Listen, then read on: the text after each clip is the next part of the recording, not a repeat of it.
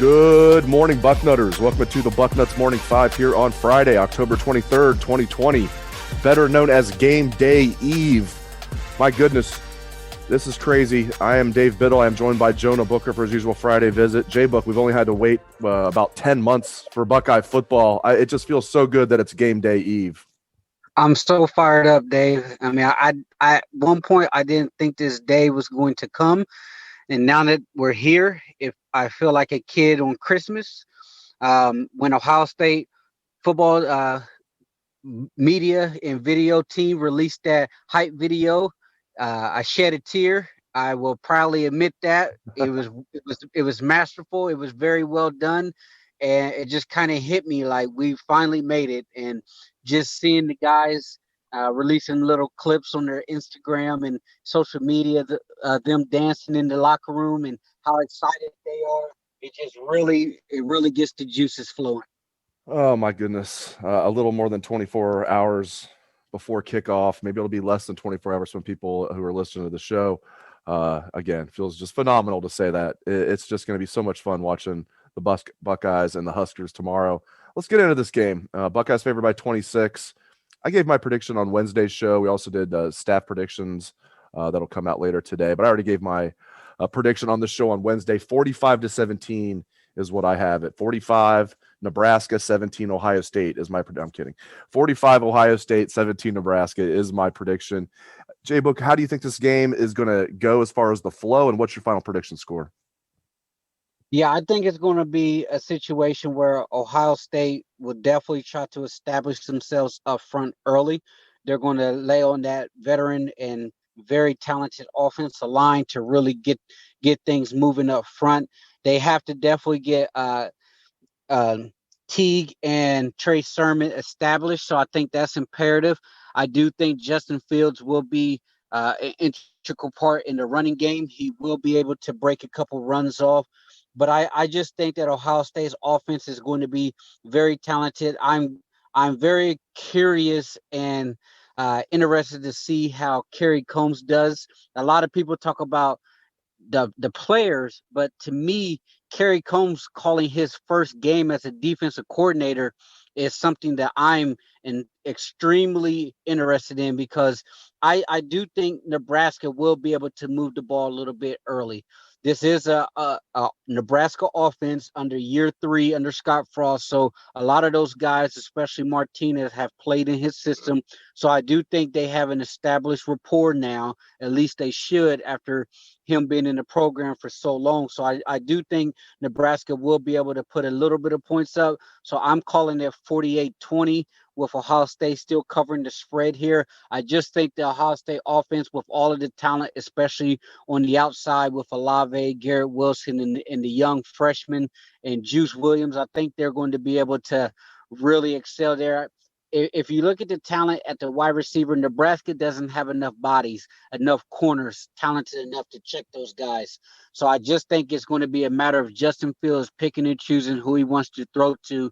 But early on, let's get the running game flowing first, establish the offensive line, allow those guys to get dirty in the trenches. Once you do that, it will open everything else up for you. That's interesting. Our scores are almost identical. We each have the Buckeyes winning by 28. 45-17 for me, 48-20 for you.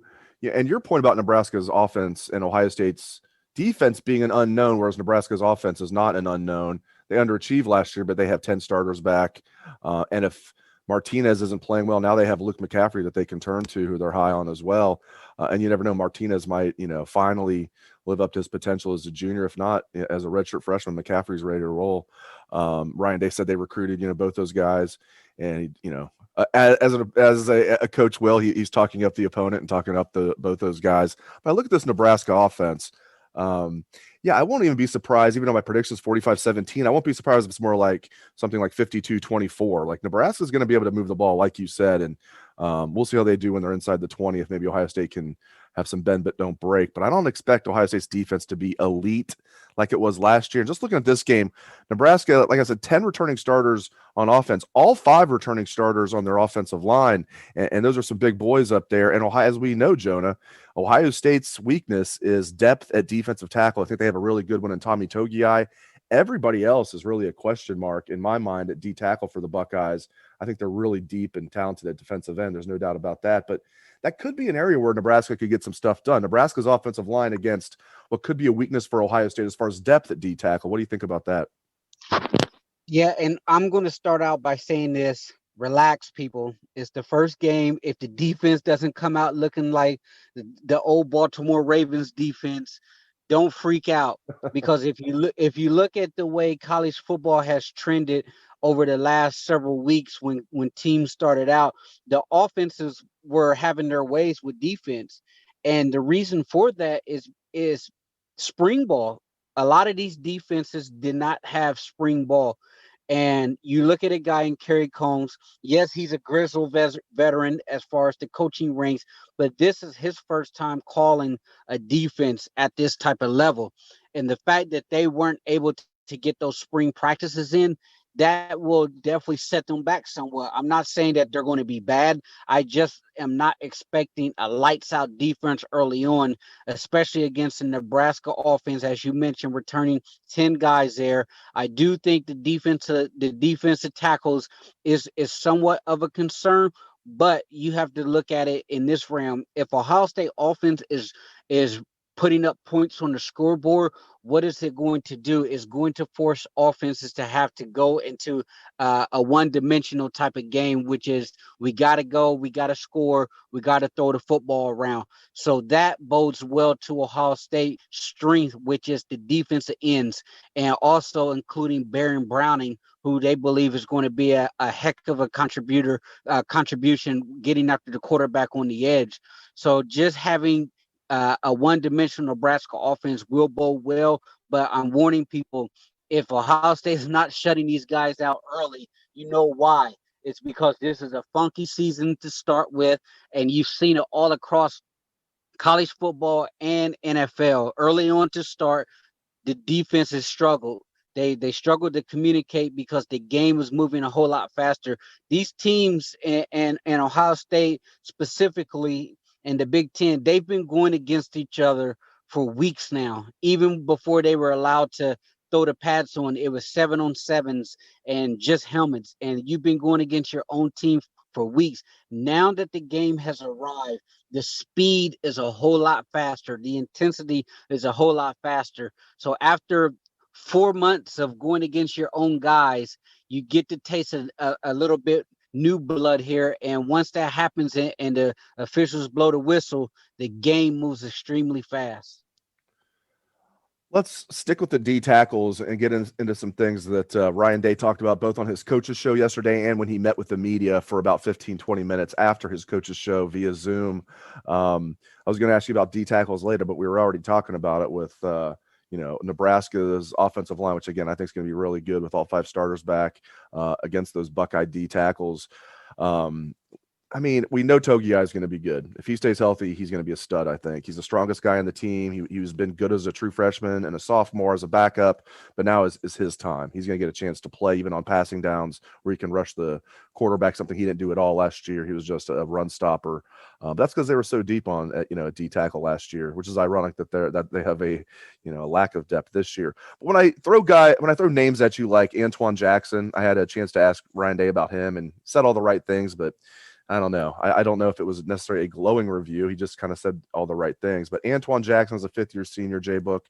Jaden Mckenzie as a redshirt freshman. Jerron Cage as a 4th-year junior. Maybe somebody else like Ty Hamilton, anybody else, Jacoby Cohen. Who's a guy or two that you think is going to step up there to go along with Tommy Togiai? Yeah, you mentioned Jerron Cage. He's a guy that's been in the program for a while, a junior. They definitely need him to step up. He's one of the bigger guys at that defensive tackle, 6'2", 300. And then Jaden Mckenzie, I know he's a younger guy, freshman, but they really like him. They think that he has the potential. He's put on a lot of weight since he's entered the program. He's now up to 290. Another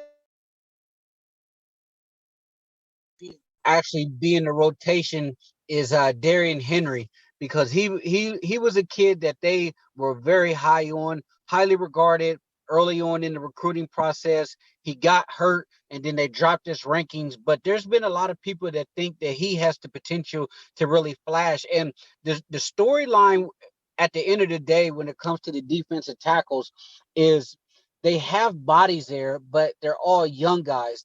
The youth is what is going to drive the success for the defensive tackles, because Big Tom can't play 70, 80 snaps a game. They're going to need guys to step up. Antoine Jackson, I don't know how much he's going to really be a splash player. You don't necessarily need him to be an all big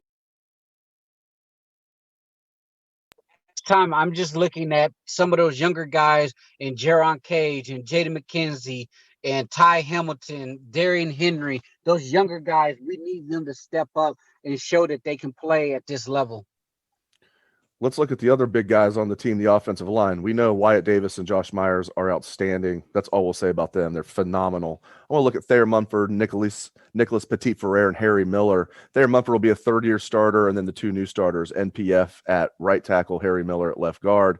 First of all, with Thayer, he's down to 318 pounds from, about up to 330, maybe a little bit more than that, and his back is healthy. So Thayer Munford, left tackle, senior, down to 318, back is healthy. Nicholas Petit-Ferrer up to 315. I think he came in about 265 soaking wet a couple years ago. Now he's a third-year sophomore.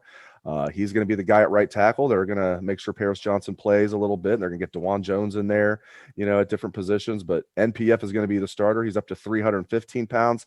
And then Harry Miller is also up to 315. They called him powerful. Big shoes to fill there with Jonah Jackson, as good as he played last year, but Harry Miller was a 5-star recruit for a reason. So just your thoughts on Thayer Munford, Petit-Ferrer, and Harry Miller, J-Book. I'm very happy to hear that Thayer Munford is healthy, and I thought that he struggled last year at times, and the reason for that, as you mentioned, the back, and he was not right. He still gutted it out and played some big minutes for the offensive line, but I just didn't think he played up to his potential.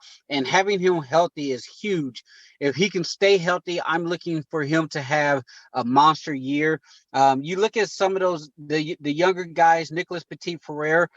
Is very impressive what he's done to his body as far as a transformation. Coming in at 260, he's now going to be playing at 310, 315. I know the coaches say he's around 315 right now, and when you look at his recruiting rankings, he's the highest regarded guy on the offensive line as far as 5-star, 99 rated, and 24/7 was pegging him as a potential first-round offensive lineman.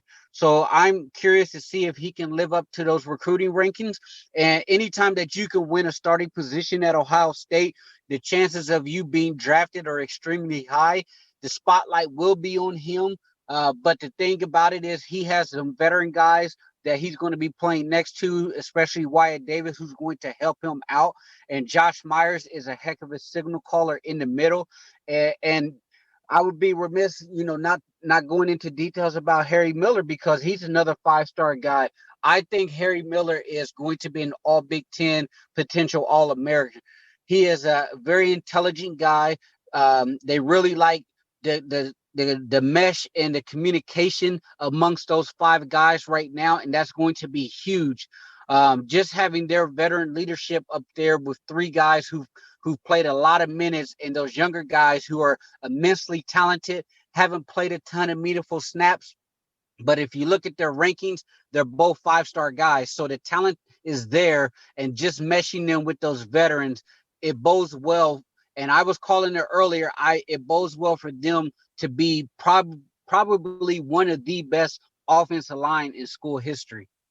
I'm with you. I've been saying the same thing. I think this will be one of the best, certainly perhaps the best that we've seen in a long time. That includes 2013, and that's no disrespect to that line, because that line was phenomenal. 1996 with Orlando Pace was phenomenal. 1994 with Orlando Pace and Corey Stringer was phenomenal. This one might end up being better than those 3, which is saying a tremendous amount.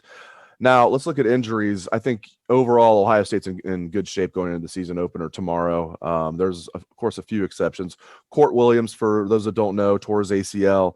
Ryan Day said he was having a quote unquote great preseason before that happened, but he was a guy that maybe was going to be at best the number 3 safety, and is more of a hybrid safety outside linebacker anyway. But he would have been playing behind Marcus Hooker and Josh Proctor, who were kind of 1A, 1B at safety. So, you would have loved to see Court Williams play this year as a true freshman, but not a huge loss. Now, we talked about D tackle depth earlier, Jay Book. Haskell Garrett and Teron Vincent, I want you just to read between the lines for me. Everything you're hearing from coaches, from sources, just, it seems like they're saying, they indicate that he's going to play at some point this season, but, it's up to the doctors. But the coaches aren't going to give us much. And I don't blame them at all for that. But read between the lines. What do you think, is going to happen with Haskell Garrett and Teron Vincent this season? Yeah, with Haskell Garrett, you never know. I mean, that's a pretty significant injury, a gunshot to the face. So and thank goodness he's okay. And the fact that he is even in the discussion of still playing football is a miracle unto himself. So I hope that we can get him back. I don't know what type of form he will be in. The good news is this is a free year of eligibility for him. So Haskell Garrett should be back again next year.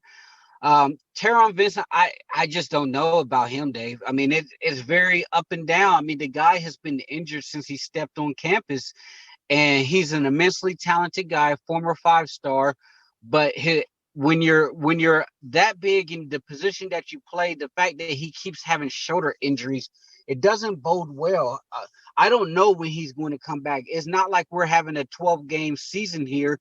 Obviously, with the season cut short, things are going to be moving extremely fast. So unless he has a significant breakthrough in rehab and as things get rolling, I'm not sure where he's going to make an impact. We do need him, obviously, with the depth there.